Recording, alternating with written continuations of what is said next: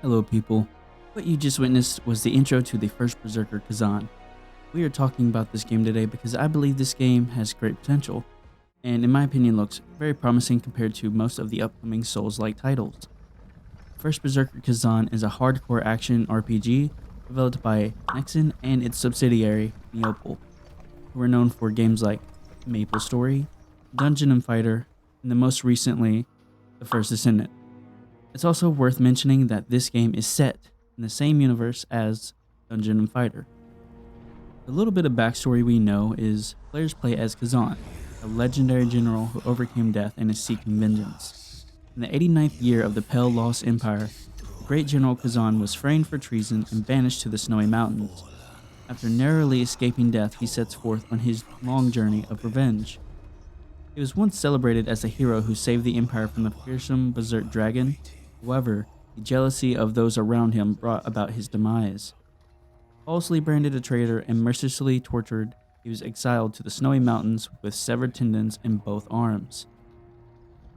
And as some of you probably noticed by now, the game features a 3D cel-shaded animation. I think it's very dark, cartoony, almost anime look, and I really think it looks great. All the footage in this video comes from the demo, which allows you to play through the first 2 chapters of the game.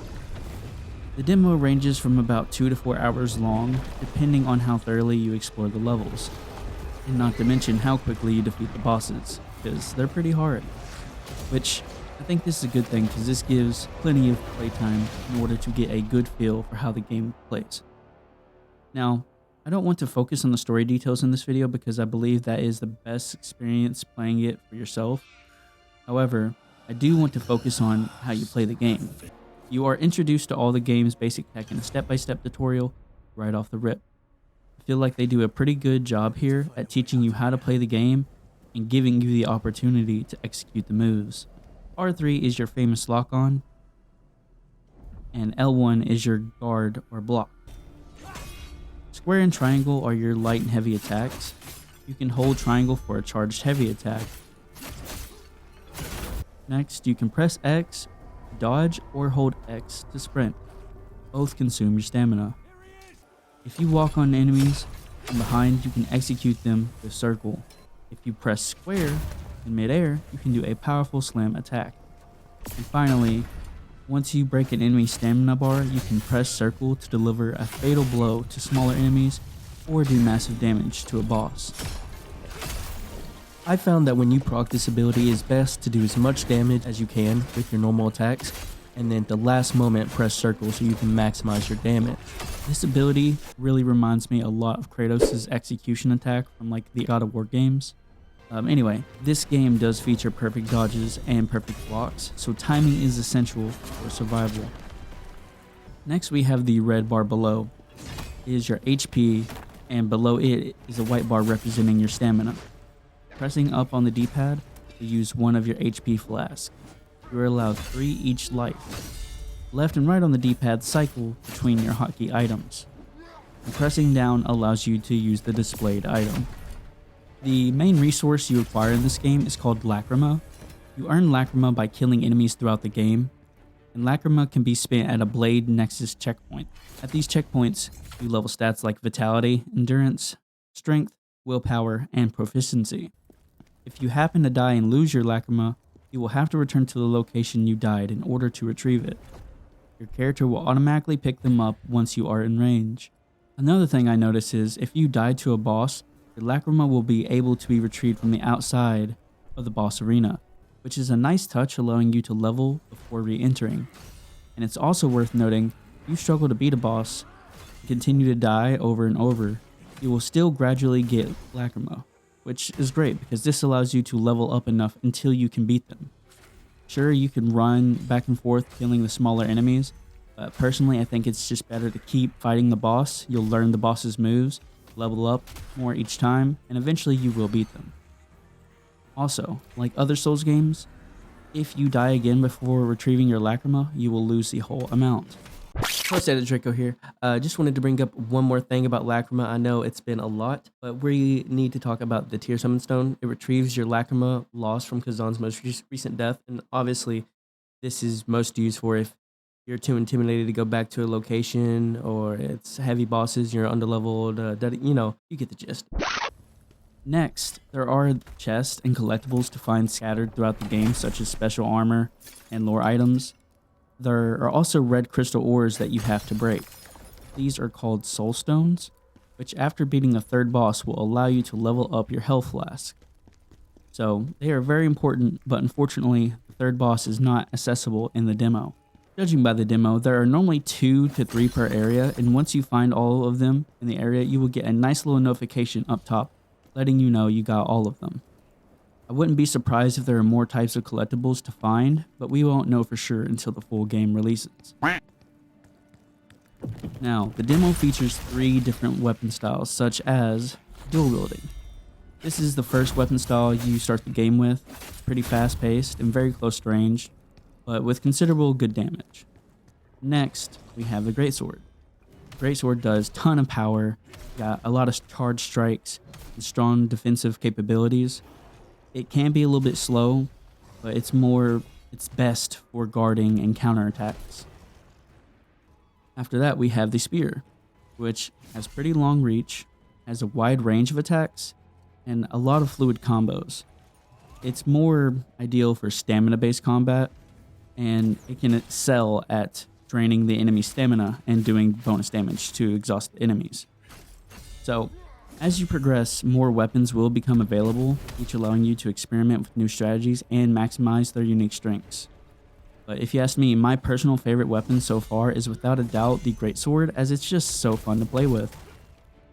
Next, let's talk about inventory. In your inventory, you will find 1 weapon slot for your preferred weapon.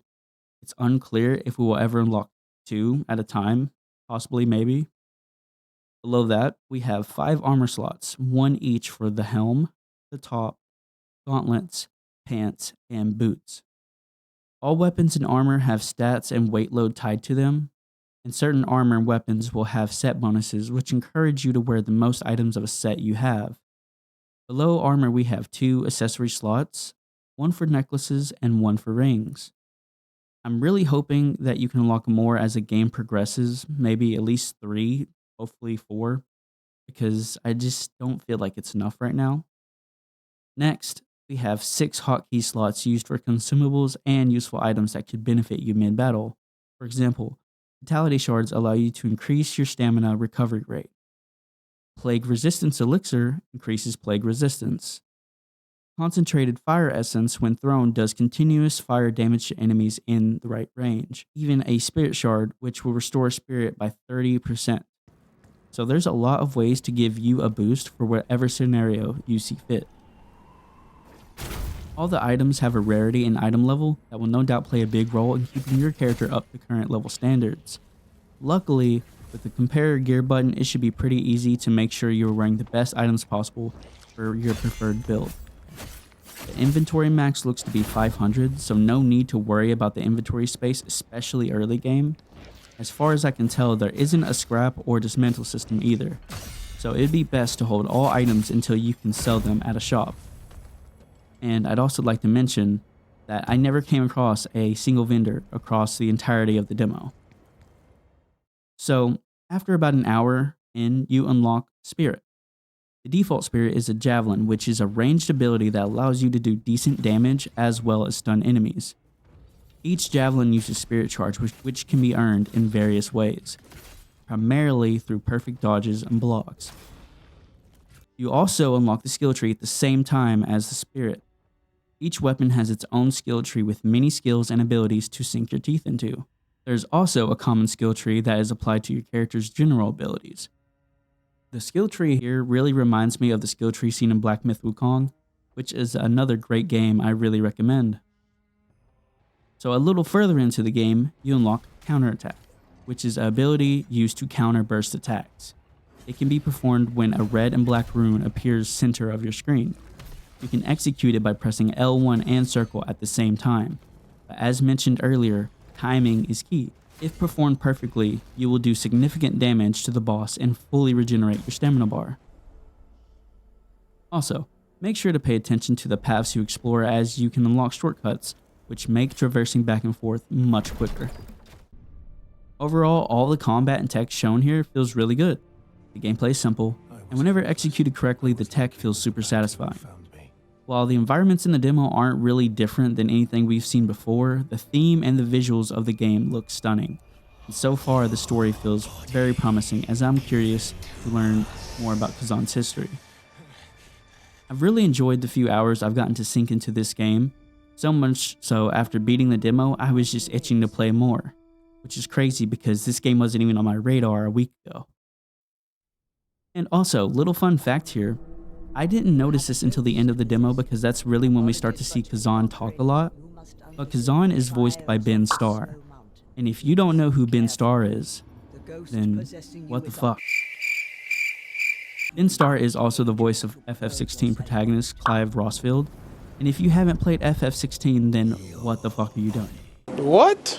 But no, seriously, as if I didn't like the game enough already, finding out Ben Starr is the voice of Khazan is just icing on the cake for me. I actually did a playthrough of 16 on this channel and I love it, and Clive, so much. It really is a great game if you haven't played it already. As I said earlier in the video, this game has a lot of potential. I truly think it will be one of the better games of 2025, and I can't wait to immerse myself into it when it releases. When does it release, you say? The First Berserker Khazan releases March 27th, 2025 for Steam, PS5, and Xbox Series X and S. So as this video gets posted, we will have 2 months until release, which is plenty of time for you to go try the demo out for yourself. I plan on grabbing this game day one and sharing my personal playthrough, so if you want to see more, you know where to find me. So, what did you think about this game? Does it look good to you? Are you gonna play the demo yourself? Like, you really should. And what about this video? Is there anything I missed or could further clarify? Let me know your thoughts down below because I've never made a video like this before and feedback really helps. So anyway, thank you for watching people and happy gaming.